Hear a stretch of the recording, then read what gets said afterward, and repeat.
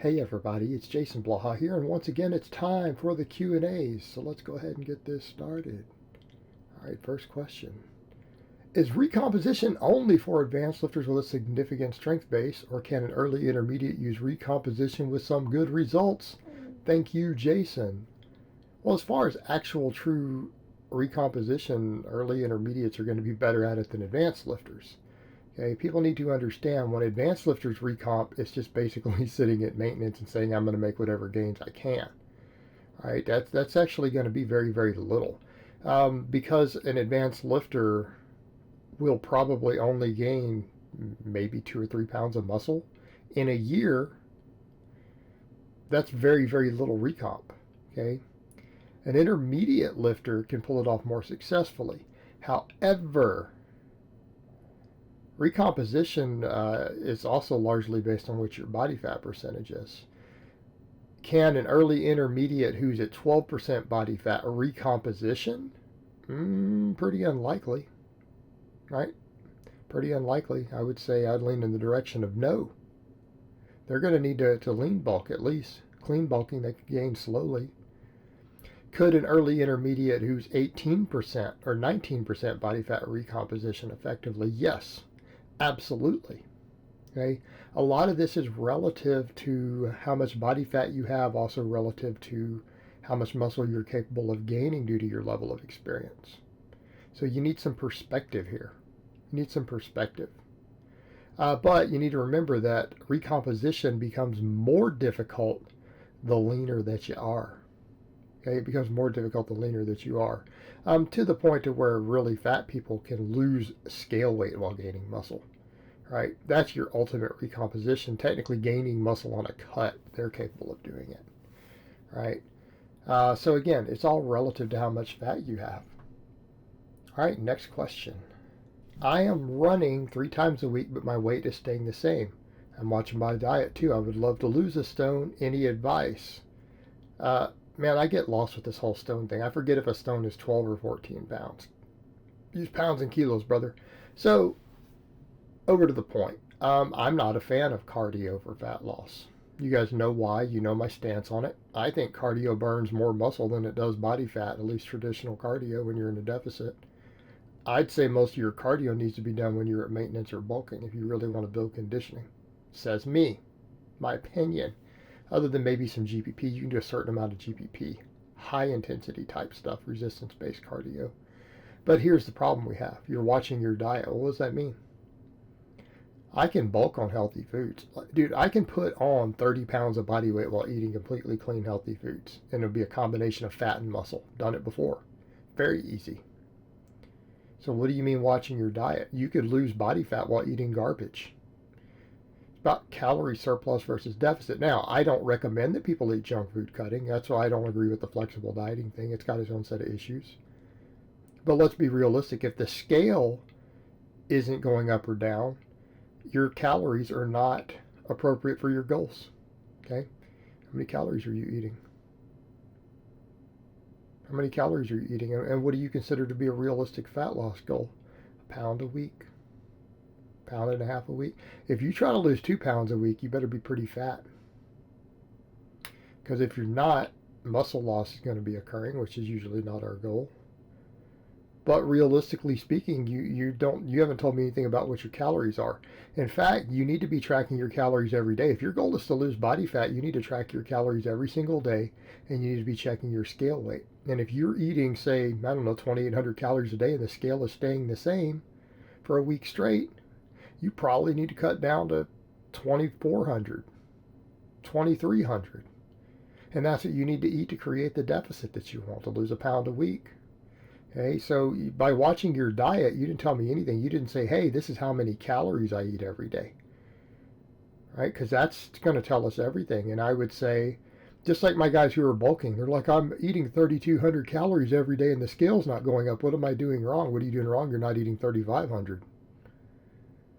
That's what you're doing wrong. If you're eating a certain number of calories, X calories, and you want the scale to go up or down, and it's not going up or down, you don't need to ask what you're doing wrong. You know what you're doing wrong. eating too many calories to lose weight, or you're not eating enough calories to gain weight. That's it. That's the entirety of what you need to know there. That completely controls the changes in the scale weight. Now, the quality of those changes is going to depend upon the composition of your diet and your training.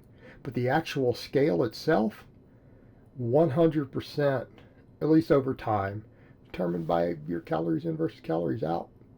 That's not a controversial statement either. No expert actually disagrees with that. So there's your issue. You track your intake. All right, next question.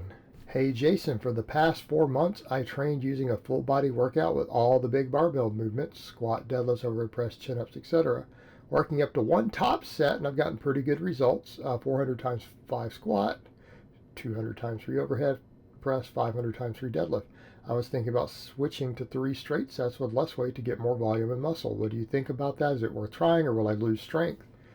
Will you lose strength? No, not necessarily. You're already pretty much an advanced lifter. Why are you programming like this? Why are you programming like this at all? I'm going to ask you a simple question, Mario. How do you see me training? How do I train my advanced lifters?